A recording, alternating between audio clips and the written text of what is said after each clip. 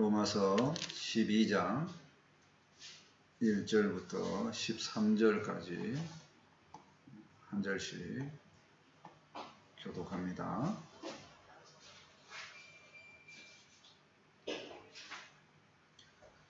그러므로 형제들아, 내가 하나님의 모든 자비하심으로 너희를 권하노니 너희 몸을 하나님이 기뻐하시는 거룩한 산 제물로 드리라.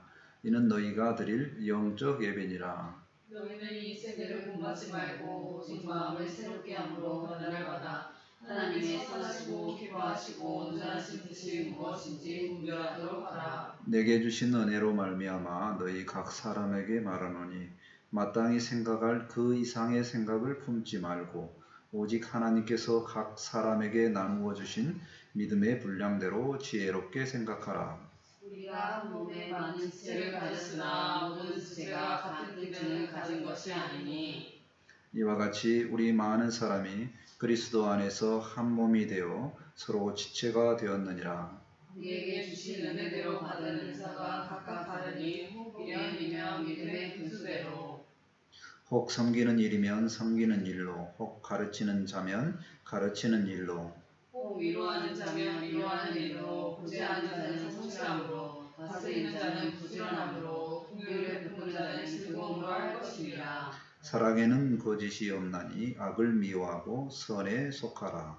형제를 사랑하여 서로 우애하고 존경하기를 서로 먼저 하며 부지런하여 게으르지 말고 열심을 품고 주를 섬기라. 소원 중에 즐거워하며 환난 중에 참으며 기도에 항상 힘쓰며 같이 읽습니다. 성도들의 쓸 것을 공급하며 손대접하기를 힘쓰라. 아멘.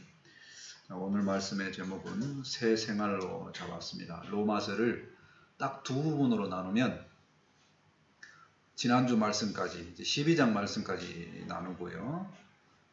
오늘부터는 이제 삶에 대한 이야기를 많이 하는 부분입니다. 지난주 말씀은 하나님의 지혜를 보았습니다. 하나님께서는 이스라엘이든지 이방이든지 다 구원하시기에 풍성한 지혜가 있으시다. 그러므로 우리 인간은 뭐라고요? 그러므로 하나님께 항상 영광 돌리는 그런 삶을 살아야 합니다. 그러한 내용이었습니다. 네, 영광 돌리는 삶이 구체적으로 어떤 거냐 하는 연관성에서 오늘 말씀을 봐도 괜찮을 것 같습니다. 성도가 이 땅에 살면서 어떻게 살아야 되느냐? 첫 번째는 이제 하나님과 관계성에서 예배 중심의 삶을 살아야 되고요. 두 번째는 이제 공동체를 어떻게 속해서 살아야 되느냐. 세 번째로는 여러 가지 삶의 방향성들 하나하나 나열되어 있습니다. 오늘 본문의 말씀을 통해서 굉장히 믿음에 합당한 삶이 무엇인가 생각해보고 믿음의 분량대로 은혜스럽게 살았으면 좋겠습니다. 아멘. 자, 첫 번째로 하나님과 관계성에 대해서 영적 예배의 말씀을 드리고자 합니다. 1절 말씀을 보실까요? 그러므로 형제들아, 내가 하나님의 모든 자비하심으로 너희를 권하노니, 여기서 형제들이란 단어는 로마 교회에 있는 믿음의 형제들입니다. 권하노니 했어요. 권하노니 그러면 청유형이라고 합니다. 이렇게 살기를 요청합니다 하는 내용입니다. 1장부터 11장까지는 명령형의 단어가 많아요. 꼭 그렇게 살았으면 좋겠습니다. 어려운 단어로는 교리편 이렇게 이야기를 하고요. 그 다음에 12장부터 오늘 말씀부터입니다. 12장부터 16장까지는 청유형 이런 용어가 많아요. 이렇게 사는 것이 좋습니다. 실용편 이렇게 이야기합니다. 삶에 적용을 하는 거죠. 자, 굉장히 쉽게 구분하면 이겁니다. 11장까지면 뭐 그렇게 안 하면 어떻게 하는데? 그러면 교리에 따라서 지키지 않으면 죽습니다. 이런 내용이고요. 오늘의 내용부터는 뭐냐면 그렇게 안 살면 어떻게 되는데요? 힘듭니다 하는 내용입니다. 이렇게 청유형과 명령형을 구분을 해봤으면 좋겠습니다. 근데 부모님께서는 항상 뭐 해라 하죠. 근데 이 명령형과 청유형이 구분이 안 돼 있습니다. 그래서 부모님 소리는 잔소리라 해서 이렇게 항상 힘들게 들려지는 겁니다. 가장 먼저 바울이 권하는 내용은 뭐냐면요. 너희 몸을 하나님이 기뻐하시는 거룩한 산 제물로 드리라 그랬어요. 성도의 삶에서 가장 첫 번째가 뭐라고요? 산 제물로 드리라는 겁니다.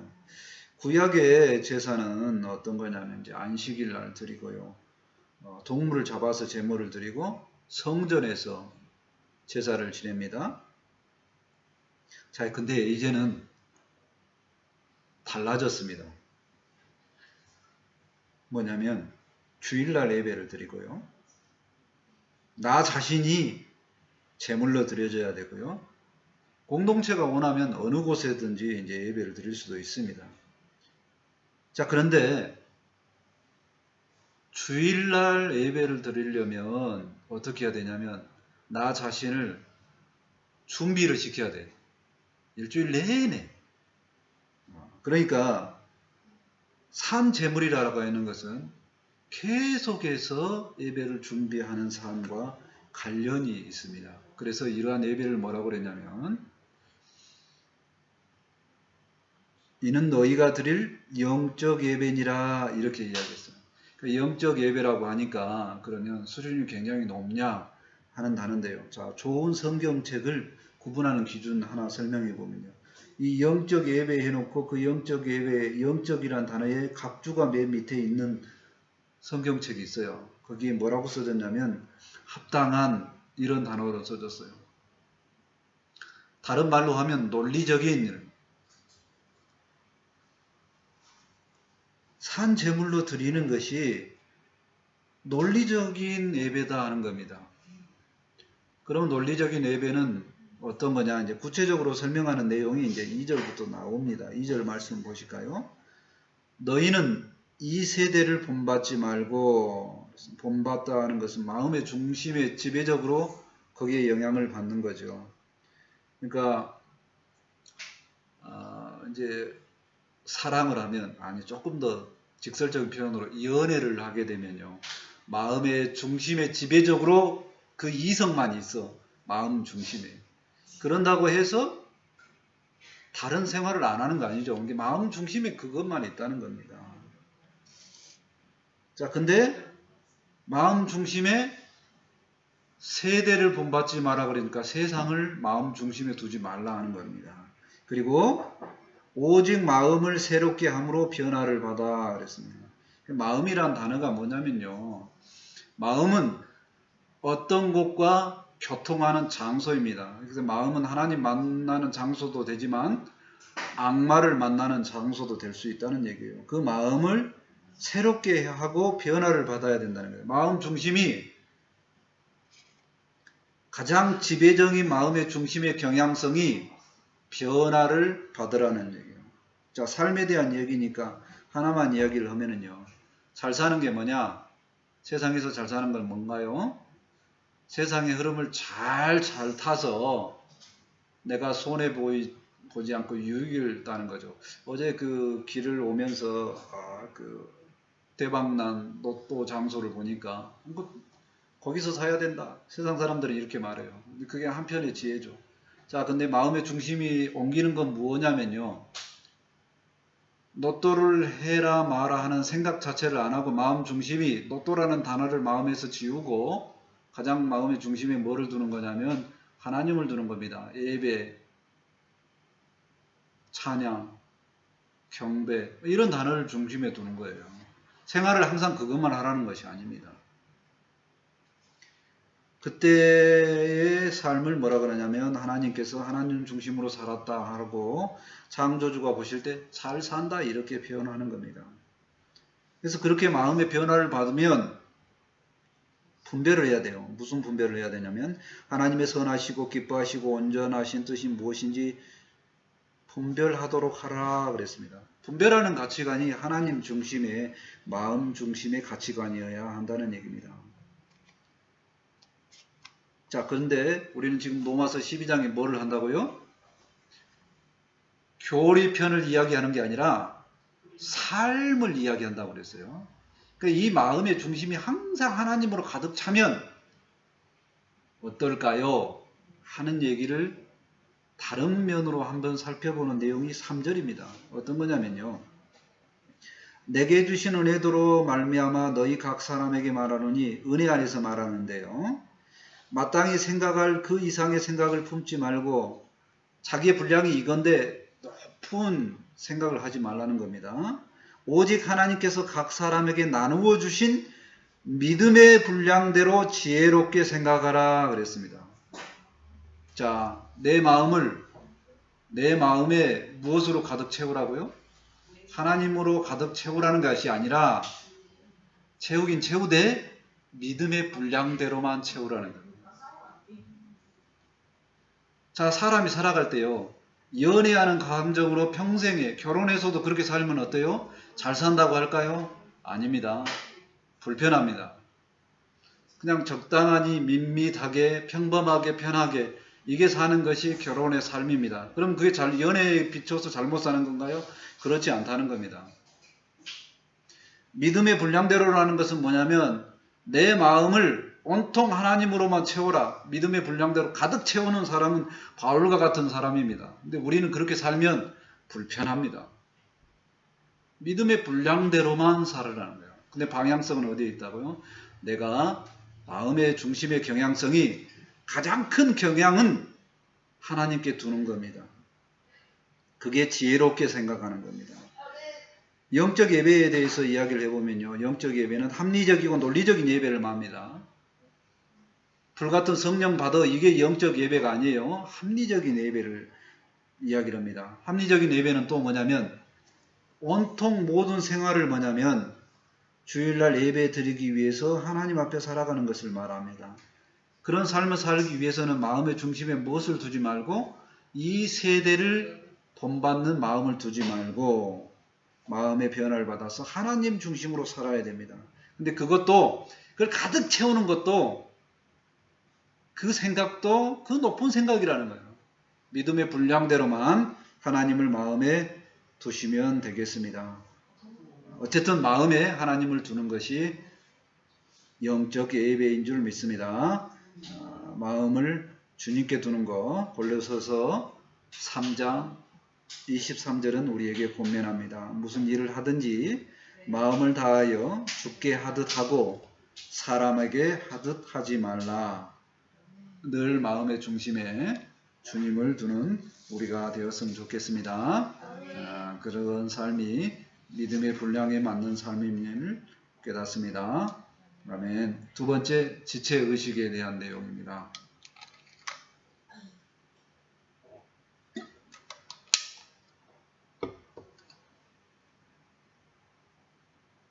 4절 말씀 보실까요? 우리가 한 몸에 많은 지체를 가졌으나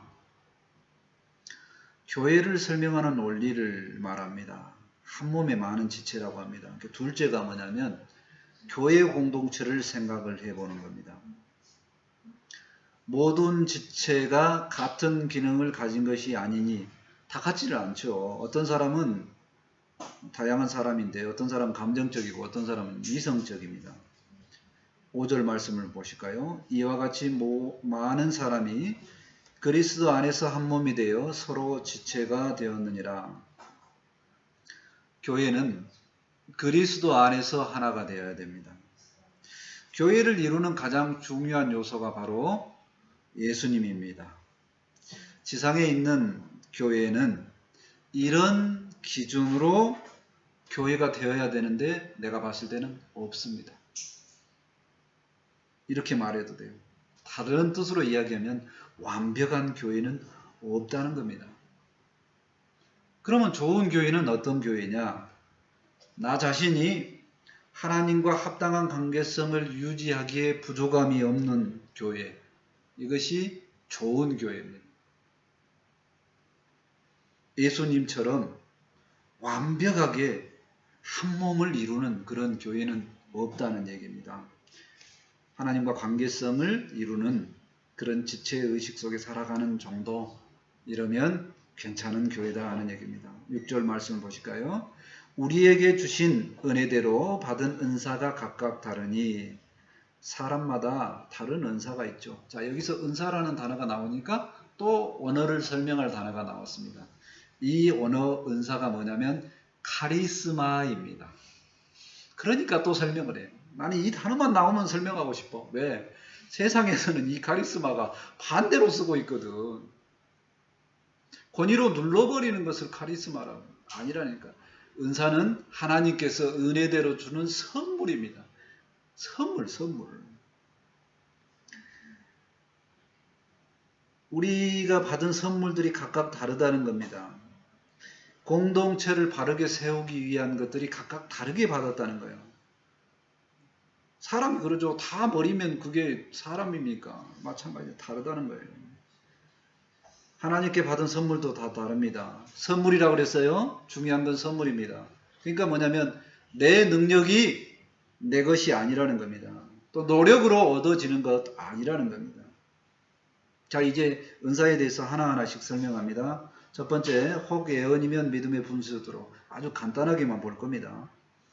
예언은 미래를 보기 위해서 보고 나서 말로 이게 전하는 거죠. 그러면요, 미래를 보는 능력이 있으면 어떻게 해야 된다고요?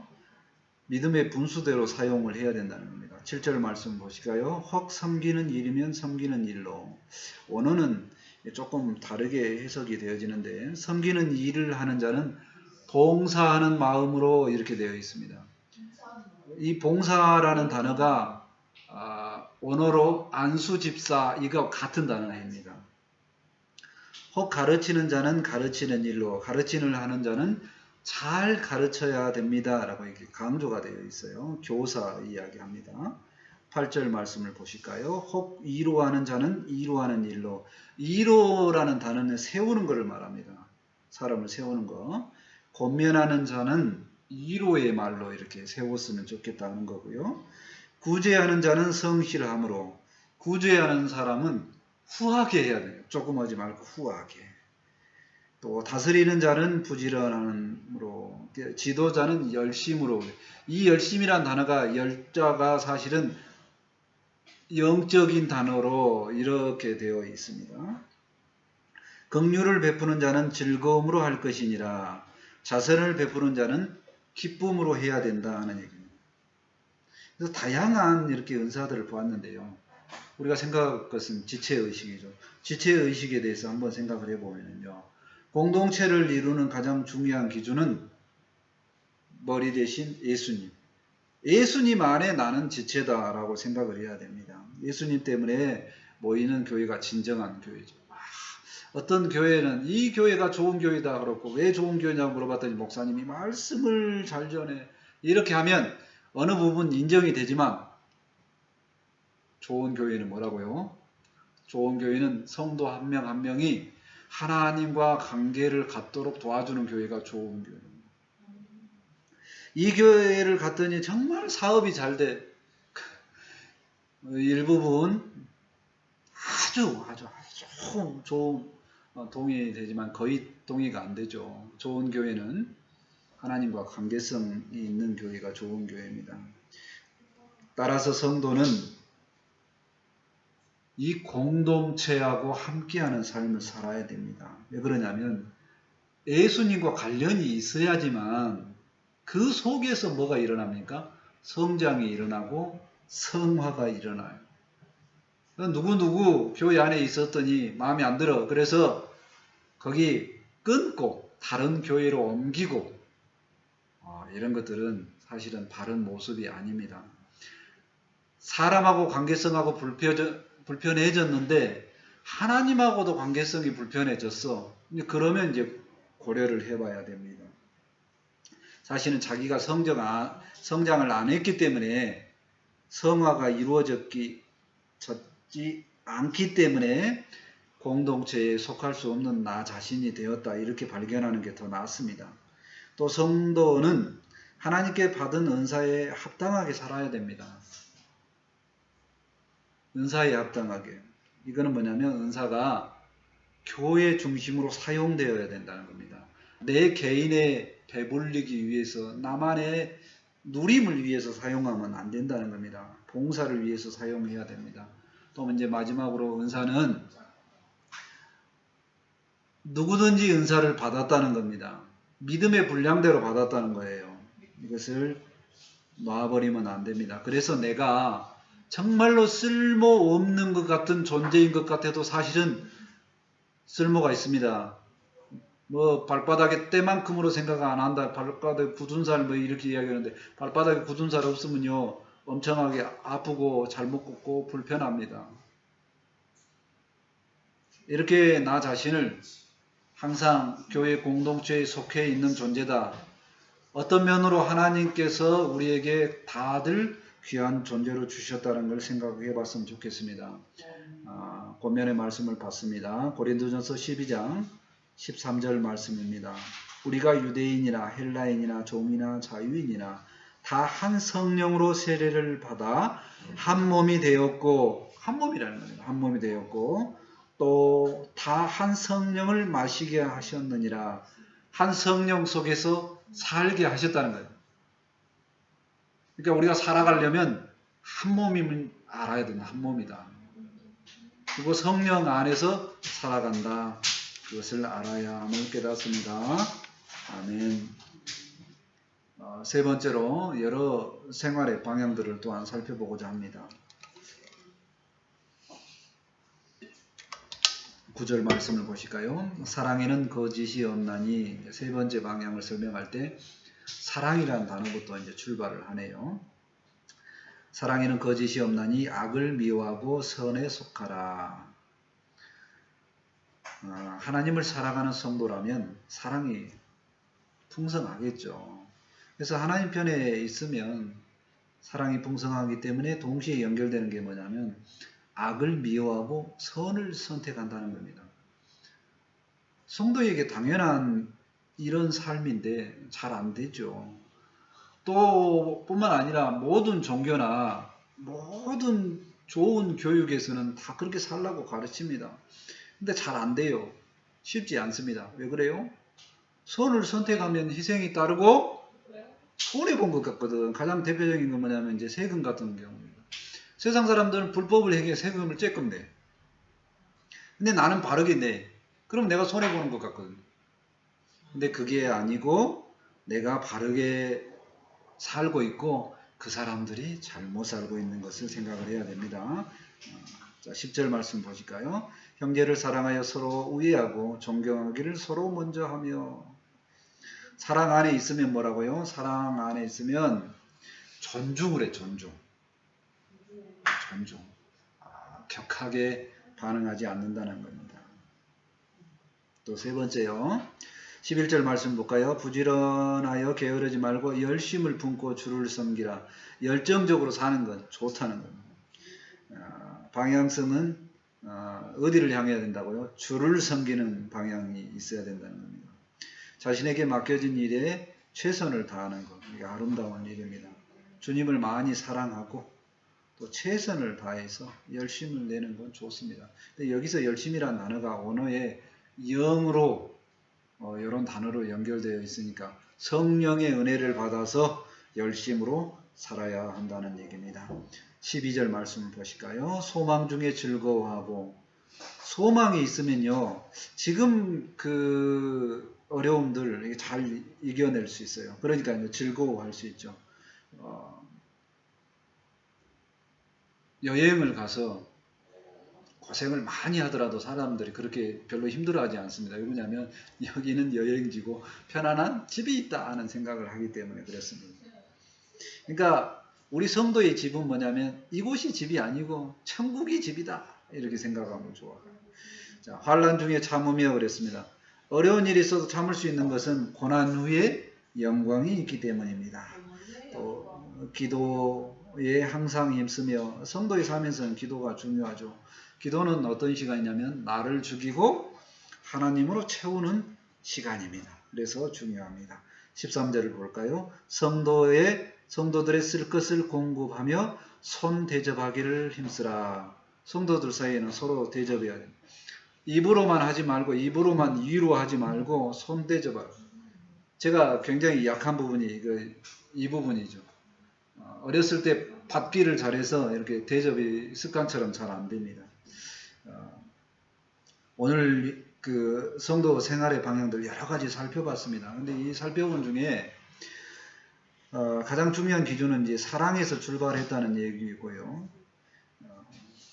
사랑하면 존경도 하고요. 또 주님을 사랑하면 열정도 많이 생깁니다. 주님 안에 있으면 소망도 즐거움의 온천이 되고요. 인내하는 힘도 생깁니다.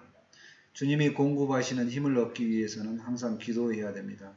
성도의 아름다움은 손대접할 때 있습니다.